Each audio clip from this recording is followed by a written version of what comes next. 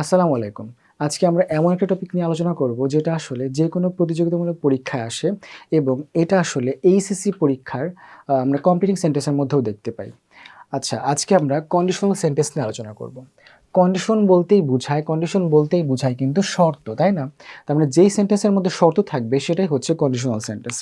আচ্ছা, conditional sentence কত প্রকার? কন্ডিশনাল সেন্টেন্স হচ্ছে 4 প্রকার। একটা হচ্ছে zero conditional, first conditional, second conditional এবং হচ্ছে থার্ড কন্ডিশনাল। সো এখন আমরা প্রথমে দেখি জিরো কন্ডিশনাল আসলে কি। দেখেন, জিরো কন্ডিশনাল বলতে আসলে কি বোঝায়।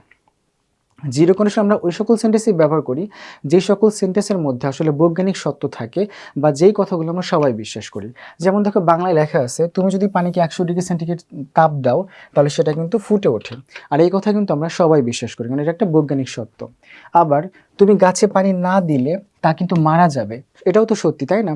তো এটাও আমরা কিন্তু সবাই বিশ্বাস করি। তো যেই কথাগুলো আমরা সবাই বিশ্বাস করি, যেগুলো বৈজ্ঞানিক সত্য, সেই সকল জায়গাতে আমরা হচ্ছে জিরো কন্ডিশন ব্যবহার করি। এখন কন্ডিশনে আসলে আমরা চিনব কিভাবে যে এই সেন্টেন্সটা আসলে জিরো কন্ডিশনাল? চেনার উপায়টা হলো, কন্ডিশনাল সেন্টেন্সের দুটো পার্ট থাকে, একটা হচ্ছে ইফযুক্ত পার্ট, আর একটা হচ্ছে একটা রেজাল্ট ক্লজ, মানে একটা ফলাফল আসবে। আচ্ছা, একটা হচ্ছে ইফযুক্ত পার্ট আর একটা হচ্ছে রেজাল্ট ক্লজ। ইফযুক্ত পার্টে কন্ডিশন থাকবে, মানে শর্ত থাকবে। ইফযুক্ত পার্টে কন্ডিশন থাকবে, মানে শর্ত থাকবে। যেমন আমাদের ইফযুক্ত পার্টে শর্ত আছে যে পানিকে কত ডিগ্রি তাপ দিতে হবে? 100 ডিগ্রি সেন্টিগ্রেড তাপ দিতে হবে। ফলে কি হবে?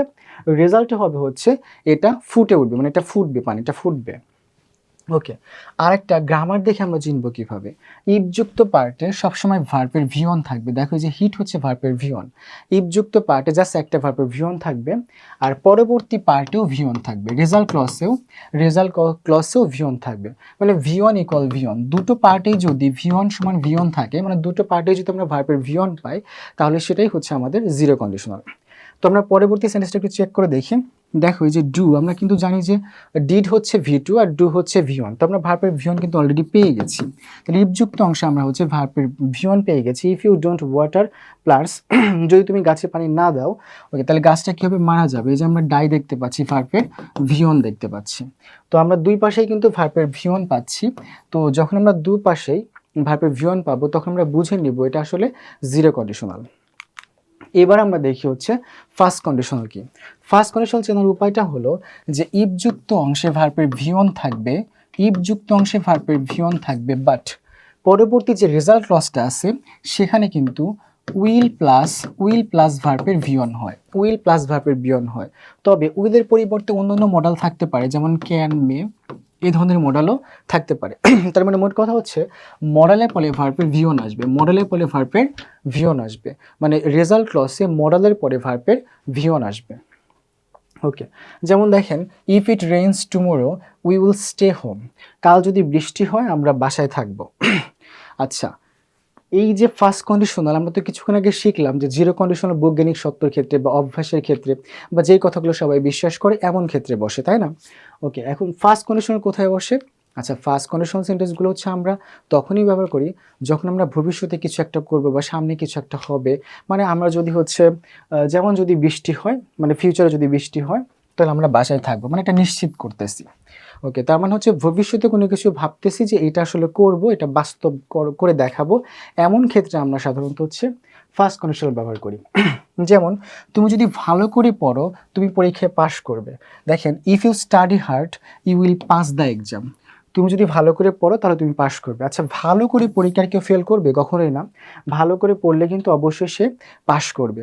তাহলে এই যে বাস্তব হয়ে যাবে, মানে ভবিষ্যতে এই বিষয়টা বাস্তব হবে। তো যে জিনিসটা ভবিষ্যতে বাস্তব করা সম্ভব, মানে পসিবল, এমন ক্ষেত্রে ফার্স্ট কন্ডিশনাল সেন্টেন্স ব্যবহার করা হয়।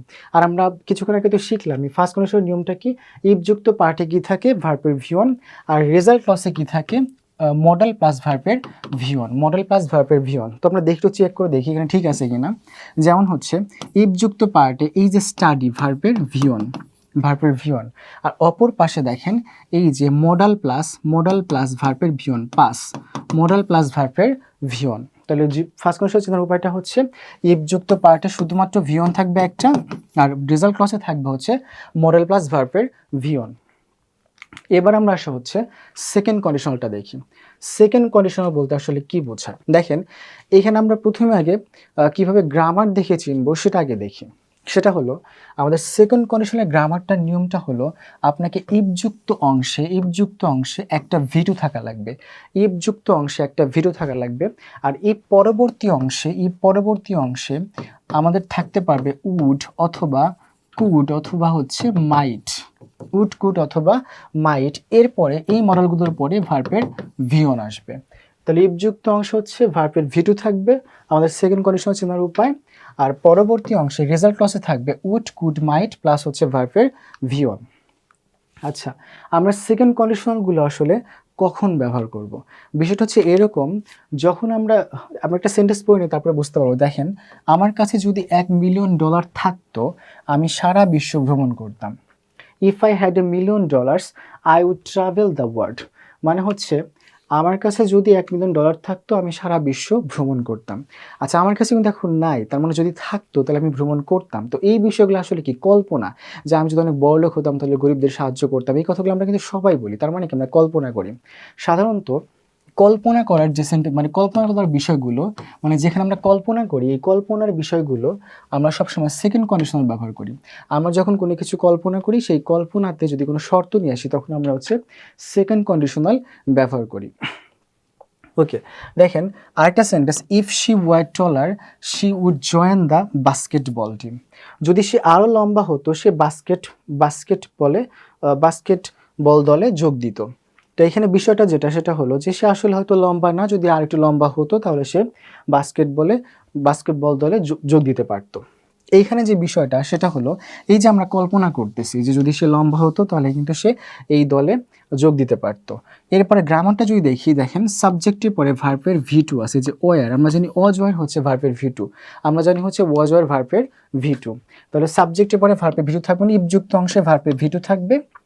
আমরা কিছুক্ষণ আগে শিখছি যে সেকেন্ড কন্ডিশনাল ইফযুক্ত অংশে ভার্বের ভি2 থাকবে এবং পরবর্তী অংশে উড কুড মাইট, দেখেন উড আছে, উড কুড মাইটের পরে ভার্বের ভি1, যে জয়েন হচ্ছে আমাদের ভার্বের ভি1। ওকে, এই হচ্ছে আমাদের সেকেন্ড কন্ডিশনাল। এবার আমরা একটু থার্ড কন্ডিশনাল চেহারাটা দেখি। দেখেন থার্ড কন্ডিশনাল বলতে কি বোঝায়? আচ্ছা, থার্ড কন্ডিশনালের গ্রামারটা হচ্ছে কীরকম? গ্রামারটা হলো আপনাকে অবশ্যই ইফযুক্ত অংশে হ্যাড প্লাস ভিতরি থাকতে হবে। ইফযুক্ত অংশে আমরা এখানে লিখে রাখি হ্যাড প্লাস ভিতরি থাকতে হবে। ইফযুক্ত অংশে হ্যাড প্লাস ভিতরি থাকতে হবে। আর পরবর্তী যে রেজাল্ট ক্লজটা আছে সেখানে আগের মতোই হচ্ছে আমরা হচ্ছে আগের মতোই কুড অথবা মাইট, এরপরে হচ্ছে আমরা হ্যাভ নিয়ে আসবো, হ্যাভ প্লাস ভি3, মানে could might plus have plus ভি3 পরবর্তী অংশে। এটা দেখে আমরা বুঝে ফেলবো যে এটা আসলে থার্ড কন্ডিশনাল সেন্টেন্স। আর একটু মিলিয়ে দেখি, যেমন if they had left earlier, এই যে হ্যাড, দেখেন হ্যাড প্লাস ভি3, লিভের ভি3 হচ্ছে লেফট। এই যে if they had left earlier, এই যে হ্যাডের পরে ভি3 দেখতে পাচ্ছি, এই যে আমাদের রুলস, হ্যাডের পরে ভি3, ইফযুক্ত অংশে হ্যাডের পরে ভি3 থাকবে এবং পরবর্তী অংশে যেখানে যে রেজাল্ট, পরবর্তী অংশে কুড অথবা মাইট যে কোনো একটা থাকতে পারে। এরপরে হ্যাভ থাকবে একটা, যে আমরা হ্যাভ দেখতে পাচ্ছি, হ্যাভ থাকবে। এরপরে কিন্তু ভার্বের ভি3, ক্যাচ না হয়ে এখানে কিন্তু আছে কট, মানে ক্যাচের ভি3 হচ্ছে কট। তার মানে কুড মাইট, এরপরে একটা হ্যাভ আসবে, হ্যাভের পরে ভার্বের ভি3 আসবে। এটা দেখে আমরা বলে দিতে পারবো যেটা আসলে থার্ড কন্ডিশন। জাস্ট আপনাকে কিন্তু কাঠামোগুলো মনে রাখতে হবে। এবার যদি আমরা একটা মিনিংয়ের দিকে তাকাই, যে আমরা আসলে মিনিং কীভাবে বুঝবো যেটা আসলে থার্ড কন্ডিশন হয়। মিনিংটা হচ্ছে এরকম হবে, অতীতের কোনো বিষয় যেটা অবাস্তব, মানে অতীতের এমন কিছু হয়ে গেছে যেটা এখন আর সম্ভব না, মানে অবাস্তব অতীতটাকে তুলে ধরতে আমরা থার্ড কন্ডিশনাল সেন্টেন্স ব্যবহার করি। অবাস্তব অতীতকে তুলে ধরার জন্য আমরা থার্ড কন্ডিশনাল সেন্টেন্স ব্যবহার করি। আচ্ছা, দেখি তো এটা আসলে অবাস্তব কিনা। Okay, if they had left earlier they would have caught the train. তারা যদি আরও আগে বের হতো তারা ট্রেন ধরতে পারতো। এই যে আমরা ট্রেন দেখতে পাচ্ছি, তাই না? ওকে, তারা যদি দেখেন সেন্টেন্সে লেখা আছে তারা যদি আরও আগে বের হতো তারা ট্রেন ধরতে পারতো। তার মানে ট্রেন অলরেডি চলে গেছে, তাহলে এখন আর ট্রেন ধরার পক্ষে সম্ভব না, কারণ তারা লেট করে ফেলছে। সো যেই জিনিসটা সম্ভব না, ট্রেন চলে গেছে মানে কি অতীত হয়ে গেছে, তো অতীতের যেই জিনিসটা হয়ে গেছে যেটার এখন আর সম্ভব না, এমন ক্ষেত্রে আমরা হচ্ছে থার্ড কন্ডিশনাল সেন্টেন্স ব্যবহার করি। তো এই ছিল আমাদের ক্লাস। তবে আমরা একটা কুইজ রেখেছি, আশা করি এই কুইজটা দেখে আপনারা বলতে পারবেন যে এটা আসলে কি ফার্স্ট কন্ডিশনাল, সেকেন্ড কন্ডিশনাল, নাকি থার্ড, নাকি জিরো। ওকে, আমরা হচ্ছে একটা সেন্টেন্স লিখে রাখছি, দেখেন, if you love me I will love you. দেখেন এই যে ইফযুক্ত একটা পার্ট আছে আর রেজাল্ট একটা পার্ট আছে, এবং এইখানে কিন্তু কাঠামো আছে, তাই না, যে উইলের পরে ভার্বের ভিয়ন আছে। তাহলে উইলের পরে ভার্বের ভিয়ন কোন কন্ডিশনে থাকে? ফার্স্ট কন্ডিশনালে থাকে, নাকি সেকেন্ড, নাকি থার্ড, নাকি জিরো? ওকে, আপনারা সবাই কমেন্টে উত্তর দিয়ে যাবেন যে এটা আসলে কোন কন্ডিশনাল সেন্টেন্স। সো ধন্যবাদ সবাইকে। আর আমাদের আজকের ক্লাসটা যদি ভালো লাগে তাহলে আমাদের চ্যানেলটাকে অবশ্যই সাবস্ক্রাইব করবেন।